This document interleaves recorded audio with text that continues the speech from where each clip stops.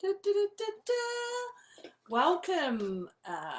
Thank you for joining me. Debz Cooper, Global Stressologist here. I really appreciate you joining me today on this Friday. I'm going to say it's Friday because it's Friday where I'm watching this, where you're watching this from. So thank you for joining me. Today I'm going to talk about what is being mindful doing to you.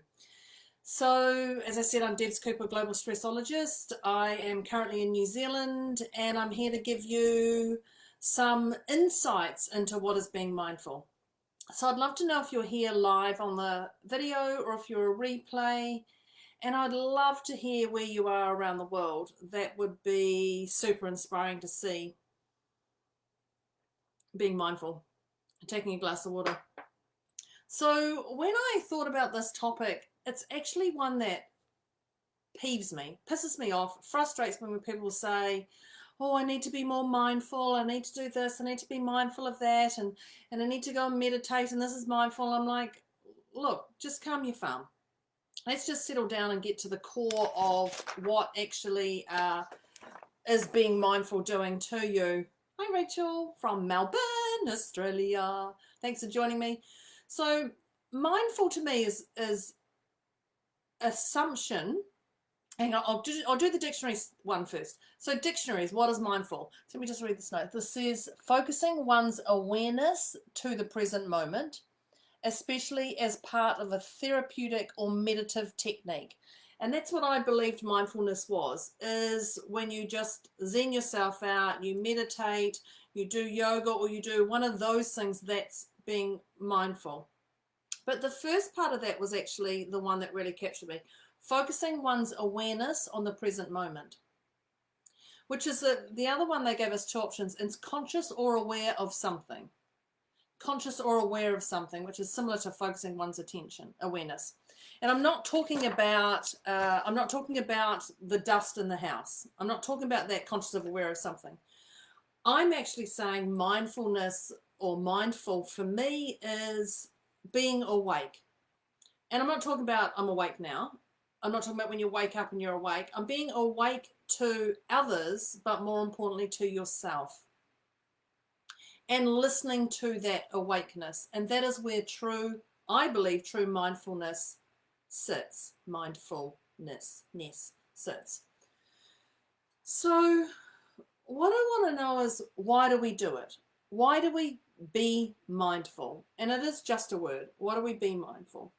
So we do it to attract us to certain things. We do it for peace. We do it for whatever your peace means. We do it for serenity, which to me is the same thing as peace. We do it to rest your brain and your mind and your soul with whatever it is. And you'll notice that these are the same thing.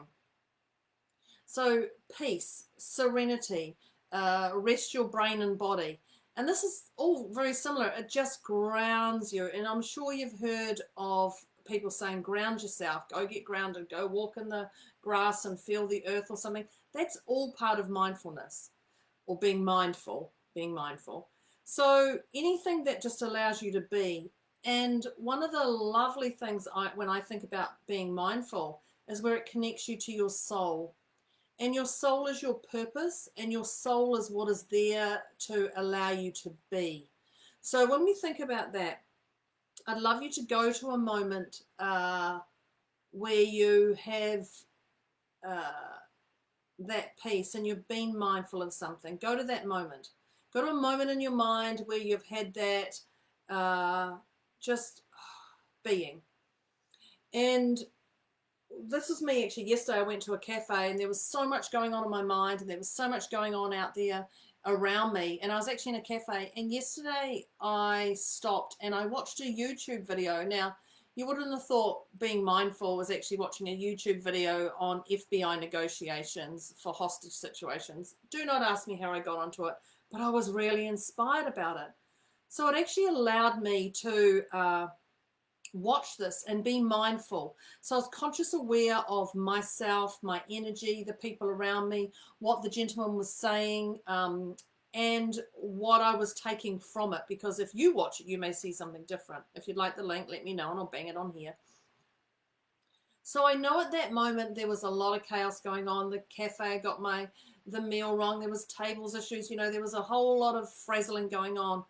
But the moment I stopped and just got really, truly present, I became, I'm going to say blissful. I just became blissful to my awareness, what was going on around me. And to me, I could feel myself breathing, not heavy, not slow, just breathing. I felt fulfilled. And from what I was watching as I became creative, and when I became creative, I started writing notes on this topic of the FBI negotiation, hostage negotiation. And I started writing topics about, wow, this is really interesting. This is something that I can talk to people about, because it's not just happening in my world, it's happening everywhere around us. And just because he was negotiating in a hostage situation, I'm not saying when you're negotiating a deal or a pay rise or your partner to do something or the work colleagues to go and do something that you don't want to do, that's not a hostage situation. Well, it could be. I don't know about that. It could be. But it was just about how to use those negotiation tactics in everyday life. So I really connected to that. And I found myself being very mindful while I was sitting there, present, and I couldn't see all the chaos that was happening around me. So it was beautiful. But why are we not mindful? Why do we not display mindfulness or look after ourselves? Because it is a part of looking after ourselves. And when I started thinking about this was really interesting. It's because our mind goes, I'm too busy.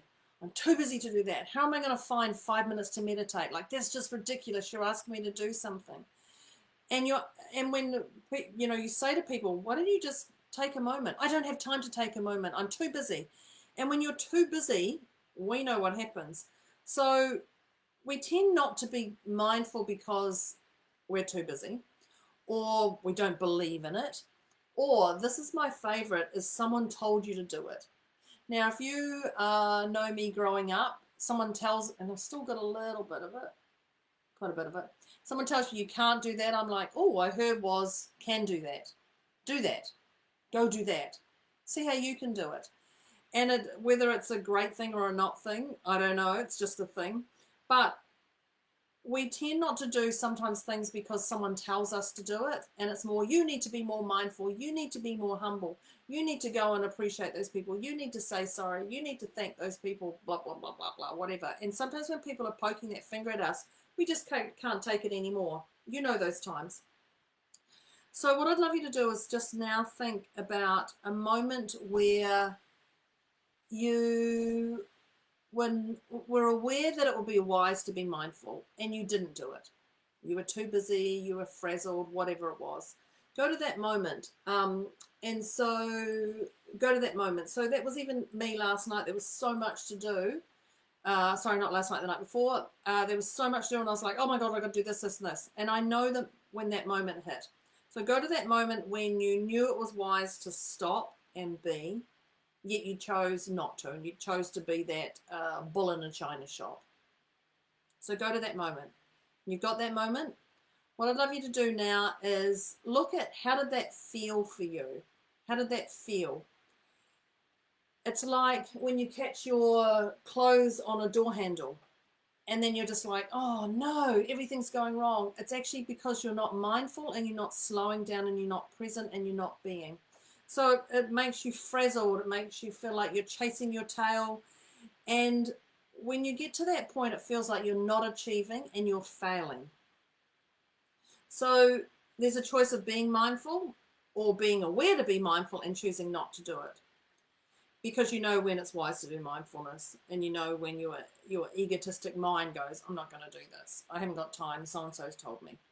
So whatever mindfulness is to you, and I had some topics on mindfulness, whatever it is to you, to me, it's whatever brings you joy. And when I talk about joy, it's whatever that lights you up, that sparks you, that gives you that energy, that makes you giggle, that makes you smile, that brings your energy, pulls your shoulders back. Anything along those lines is when you're mindful. So whatever brings you joy. And so that can be a massage. It can be talking to somebody, whether it's in person or not. We took our dog for a walk and we had a lovely man this morning. And it was just beautiful to have an engaging conversation with this male about what was going on in his life with us and our dog. And it was just a lovely, engaging, and it was just mindful to be aware of each other and what we were saying and doing and just being. And you didn't have to be anybody different. So that's when I'm talking about people, not talking about going to meet someone and changing who you are as a person. So it may be reading a book, and this is a great book, one of my favorite little books, The Present by Spencer Johnson. It's a great one just to be present. And this is about being mindful. It's just about being present and being grateful for the presence of what you have. So that's a great one to have a read of if you're going to read something. There's also listening. There's listening to podcasts, radio shows. I got a new record player at Christmas, and so I'm really loving the music that are played by records, vinyls. And so for me, I can put that on and I can just smile, and that to me is mindful. It's not going and meditating, and it's not that. For me, that's what it is at that moment when I put that on. You can do whatever it is. There is no right or wrong. But for me, I love putting my vinyl in there, choosing it. I do get a little bit frustrated having to go and then turn it over, but I'm okay with that so far.